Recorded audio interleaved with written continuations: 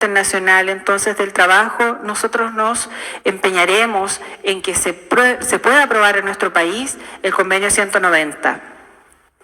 Hoy nuestros expositores internacionales abordarán la definición y el tratamiento del acoso laboral, tanto en el sector público como en el sector privado, para compartir sus experiencias y con la intención también de enriquecernos con buenas prácticas para la defensa gremial ante esta forma gravosa de vulneración de derechos fundamentales en el ámbito del trabajo. Reafirmamos que el trabajo forma parte esencial de los derechos humanos y que para hacerlo efectivo a cabalidad se requiere tener estándares básicos garantizados y desarrollarse también ambientes laborales saludables, libres de prácticas de violencia y acoso en cualquiera de sus expresiones. Para efectos de orden y optimizar el tiempo disponible, se realizarán las exposiciones y terminadas estas, se abrirá una ronda de preguntas de parte de los asistentes presenciales y virtuales. Para ello, les solicitamos levantar la mano en forma virtual o realizarnos las preguntas a través del chat digital. Dicho lo anterior, me complace presentarles a nuestro primer expositor. Él nos comentará sobre el moving en el sector público en Uruguay. Damos la bienvenida al profesor Rubén Flores. Él es abogado, doctor en Derecho y Ciencias Sociales, profesor de Derecho Público de la Universidad de la República de Uruguay.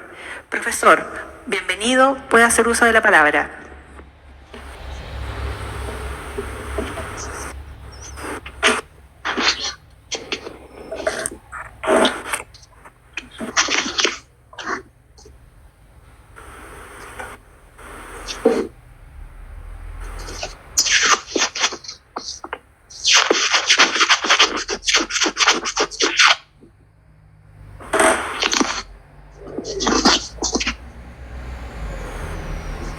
Buen día, doctor. Estimado Rubén, muchas gracias por asistir. El estado tuyo, por favor, ilustre. Muchas gracias. Bueno, buenas tardes. En primer lugar, debo pedir disculpas por llegar así, abruptamente, pero las obligaciones me lo impusieron. En primer lugar, corresponde agradecer muy especialmente a los organizadores de este evento,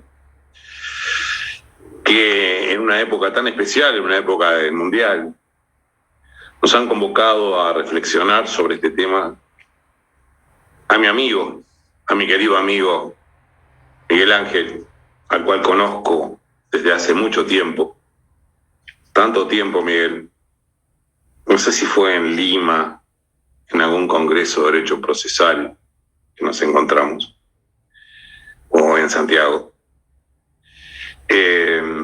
Agradecer también a los panelistas que me honran con su presencia en esta mesa y a todas las personas que nos han venido a escuchar, a hablar sobre un tema trascendente y que a veces no se da la debida difusión como corresponde. Ello hace relación, entonces, a la aplicación del derecho disciplinario en el ámbito del derecho público específicamente,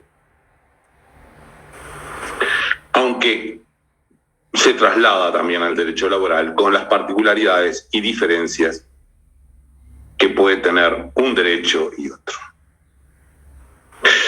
Ustedes saben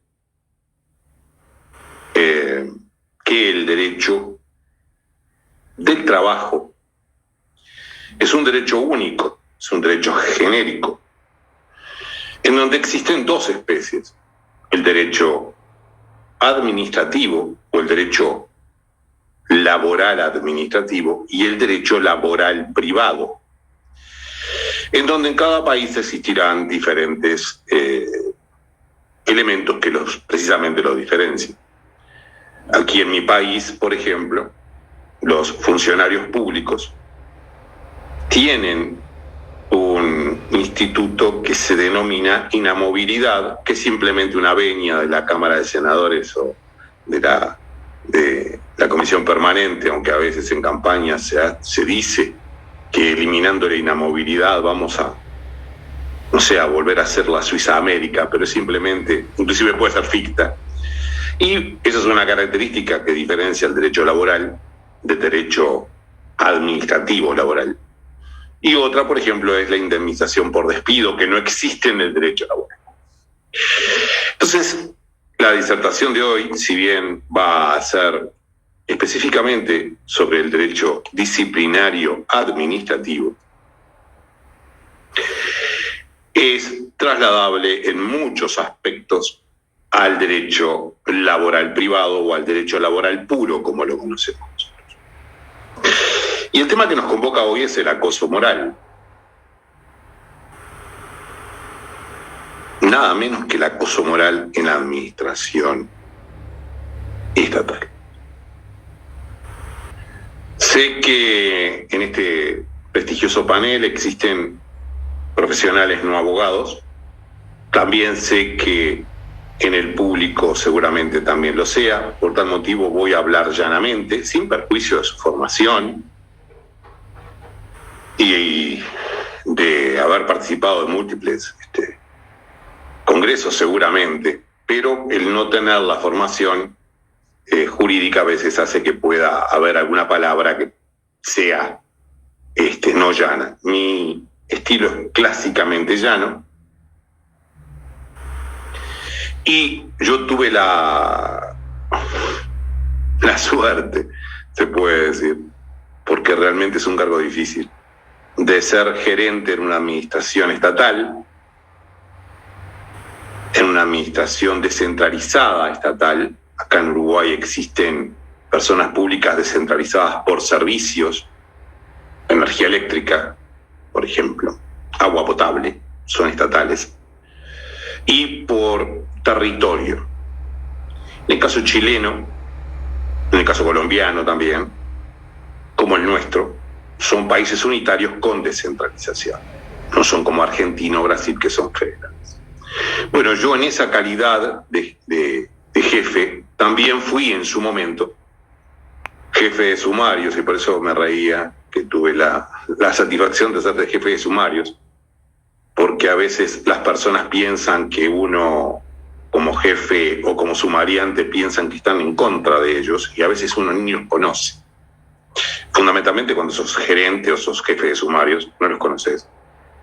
Y ves los expedientes con la mayor objetividad, justamente por ese mismo motivo.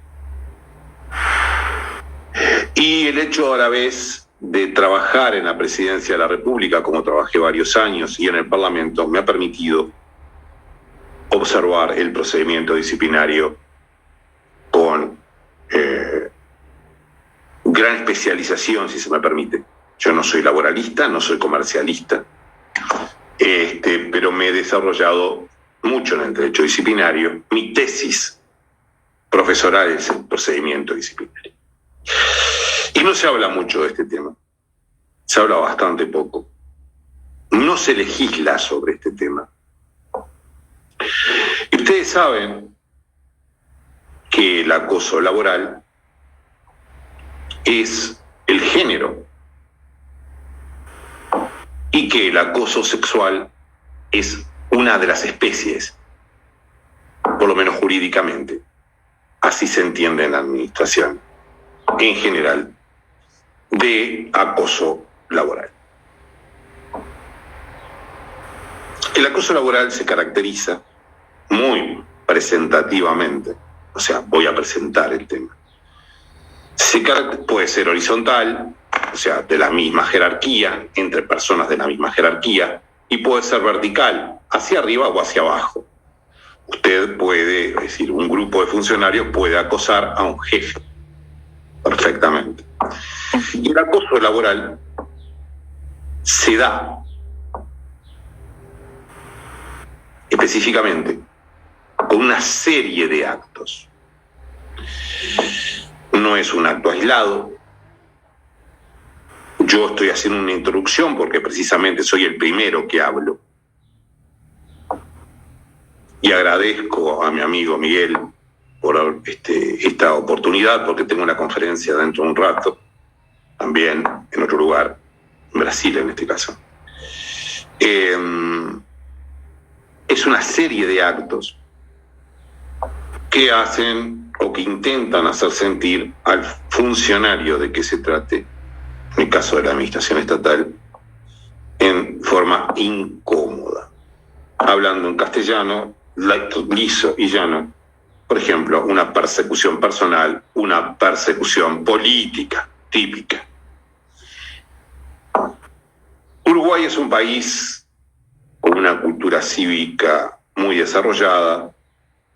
Los casos de persecución política han existido, pueden existir, y por eso mismo existe justamente la inamovilidad. No me voy a detener en ese tema.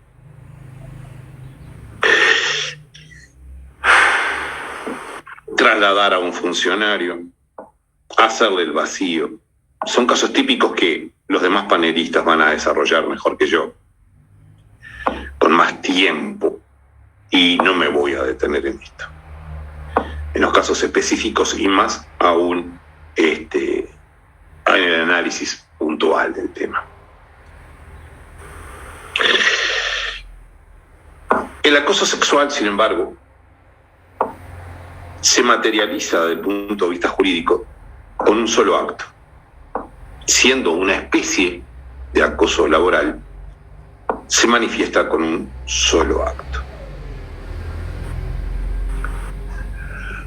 En Uruguay somos varios panelistas, yo voy a hablar aproximadamente media hora, no más. Después quedaré a las preguntas si alguno desea realizar alguna. En Uruguay el acoso laboral se lo entiende en general y se lo puede castigar en forma clara, pero no tipificada de la manera que está en el acoso sexual. Uruguay regula muy específicamente el acoso sexual. Y el acoso laboral está un poco más de la mano de Dios. Y no estoy haciendo referencia al gol de Diego contra Inglaterra. Hoy justamente que Argentina perdió 2-1 con Arabia. Está más de la mano de Dios. Se caracteriza, por ejemplo, en algunas administraciones estatales o tipificaciones del estilo falta de respeto, por ejemplo. En la administración en la cual yo fui gerente estaba tipificada la falta de respeto directamente. Y aquí me podría detener un buen tiempo. Miguel lo sabe. Porque tenemos el gusto de integrar juntos un grupo, inclusive en WhatsApp, con amigos colombianos que han cerrado la tipificación. Tienen tipos cerrados de tipificación, de faltas administrativas, al estilo penal, prácticamente, aunque lo hacen con tipos abiertos. En penal, en el derecho penal, los tipos son esencialmente, por no decirlo en general, son cerrados. El que con intención de matar diere muerte, homicidio. Se terminó. No hay vuelta. Después podrán haber agravantes, eximentes por pasión, podrán haber atenuantes, una legítima defensa incompleta, etcétera, pero el tipo es cerrado. El que con intención de matar diere muerte. Homicidio simple. Hay una discusión muy interesante entre dos autores alemanes, Roxin, como suena, y Wenzel, que hablan de los tipos abiertos, inclusive en el derecho penal, diciendo que un tipo abierto sería aquel, para ejemplificarlo, el que dice que el que no cumple una orden un inspector de tránsito, por ejemplo, dada ilegítimamente, ya cambiamos la historia en esa tipificación que existía en el derecho alemán. Ustedes vean que el juez va a tener que ver si fue ilegítimamente. El que no cumple la orden judicial será castigado. Eso es un tipo, una orden de un inspector de tránsito. El que no cumple una orden de un inspector de tránsito será castigado. Eso es un tipo cerrado. Pero el que no cumple una orden judicial, una orden de un inspector de tránsito ilegítima, está dando la posibilidad al peatón, al conductor, a observar la legitimidad. Y allí después tiene que ver si es legítimo. Allí se dice que puede haber un tipo abierto. Entonces, la tipificación del acoso laboral e inclusive del acoso sexual dentro de la administración estatal es una tipificación abierta. En el derecho administrativo no se puede cerrar en estos momentos de la evolución del derecho disciplinario. No se puede cerrar la tipificación. No se puede cerrar por la discrecionalidad.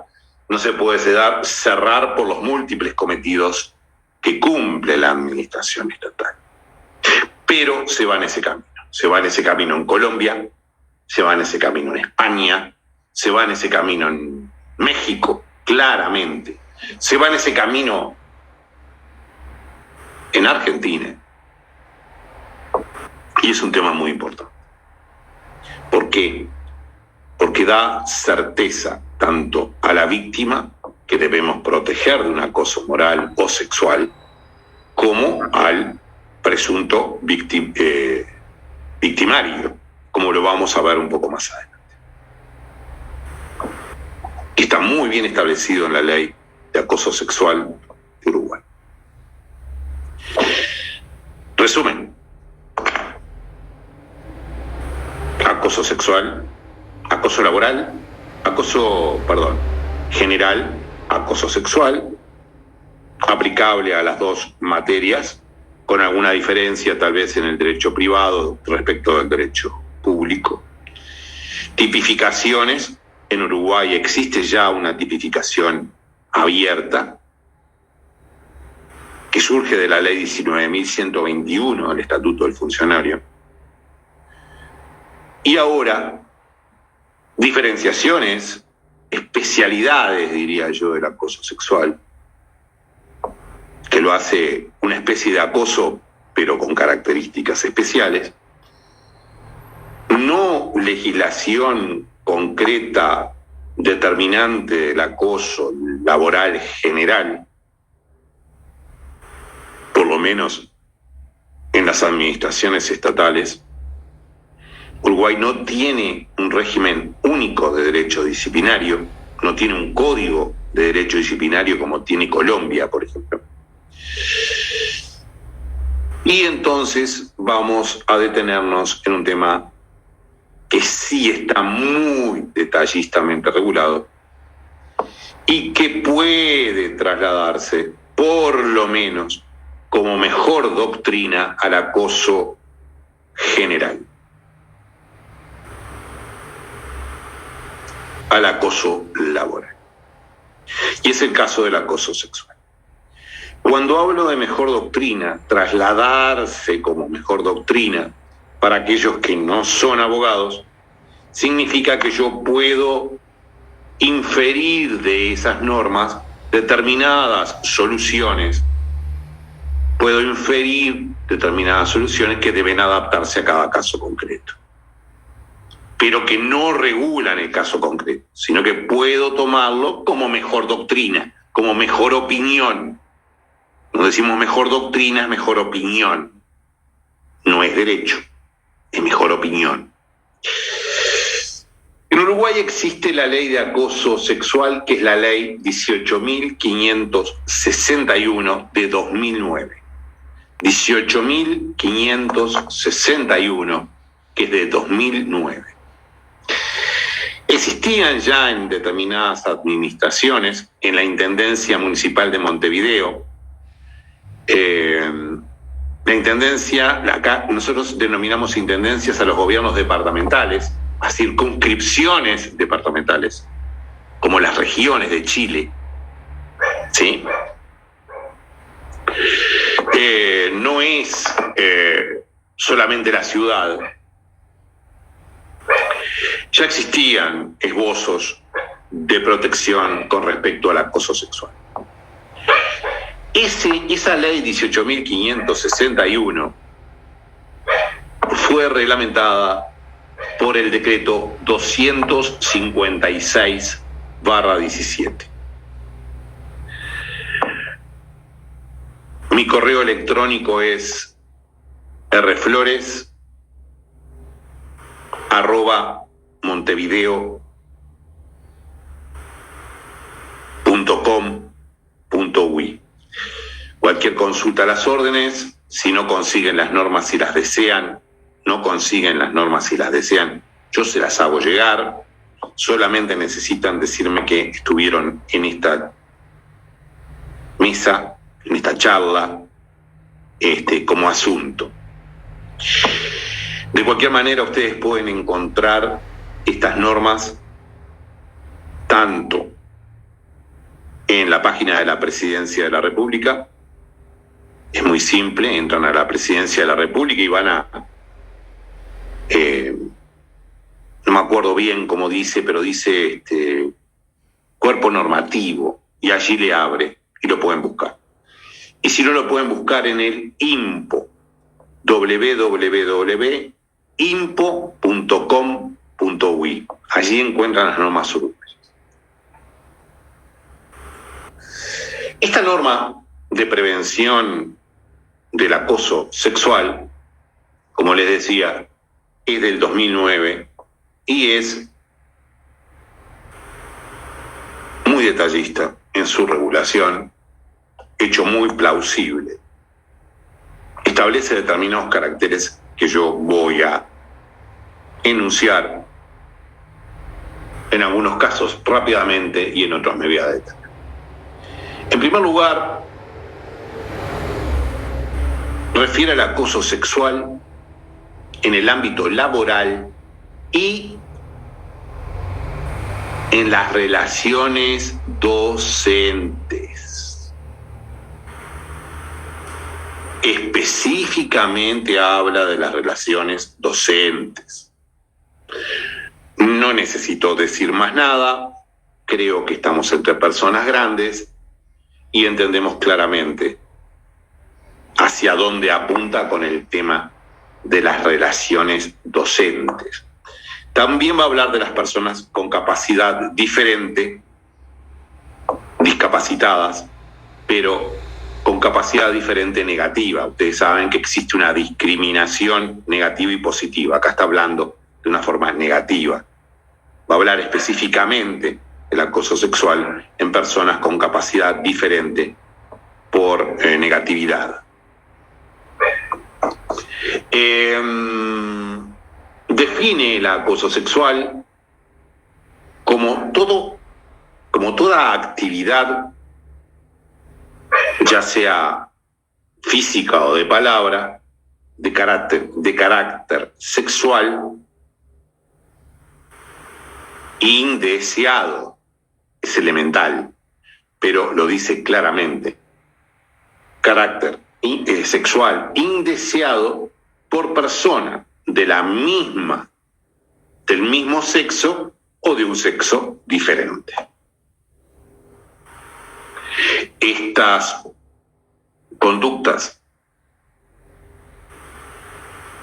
indeseadas de carácter sexual pueden darse en el ámbito laboral o de estudio.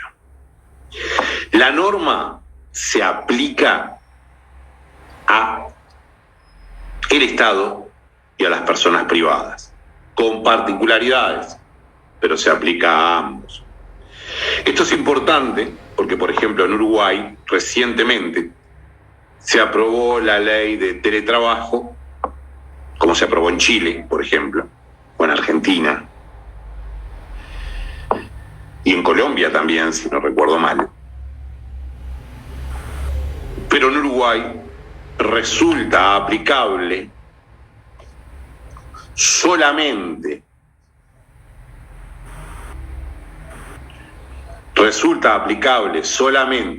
entonces estas normas de acoso, de teletrabajo, resultan solamente aplicables al ámbito laboral puro. La norma se aplica entonces, como yo les decía,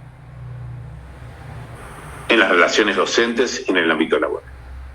Consisten en solicitud de favores sexuales, del tipo que fuere, como promesa de un beneficio, y acá yo me detengo, como estoy hablando en un e-learning sincrónico, es decir, estoy en vivo, a mí me gusta no usar PowerPoint para ir y venir libremente, por eso no uso PowerPoint en ningún lado, salvo que no conozca mucho del tema.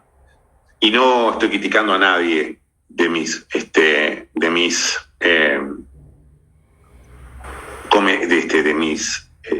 integrantes de mesa que puedan usar PowerPoint, que lo hacen sabiendo mucho del tema. Yo usaría PowerPoint si no sé del tema, o sé poco del tema. Entonces recuerdo, llevo un hilo, pero esa es mi característica. Lo que no significa que los demás lo hagan. Los demás, en muchas oportunidades, lo hacen en beneficio de ustedes. Entonces, consiste en promesas de beneficios o amenazas de perjuicios si no se accede a lo solicitado o exigido.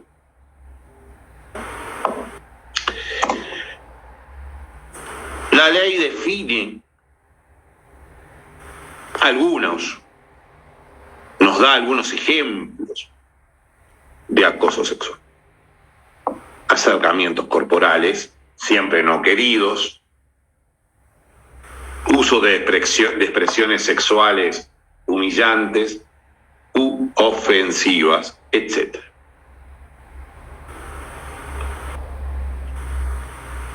¿Quiénes pueden ser las víctimas?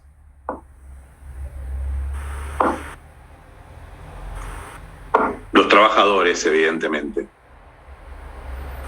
y los estudiantes. Yo hago pausas por la forma en que nos estamos comunicando o para remarcar el concepto que estoy dando.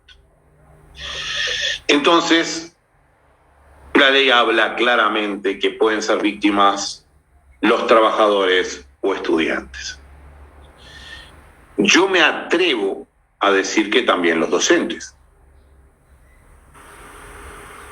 porque el acoso laboral, ya no me fui de sexual, voy a laboral, también puede ser de arriba hacia abajo o de abajo hacia arriba. Es decir, pueden existir casos, la casuística es infinita, pueden existir casos en donde un acosado sexualmente sea un docente. También pueden existir casos donde un acosado laboral, no ya sexual, sino laboral, sea un gerente. Entonces yo agregaría docentes. La ley no habla del tema, solamente refiere a los estudiantes y a los trabajadores. Podemos entender que como trabajador podría ingresar un docente. No son la gran mayoría de los casos seguramente de acoso sexual, pero el docente también podría ser acosado perfectamente.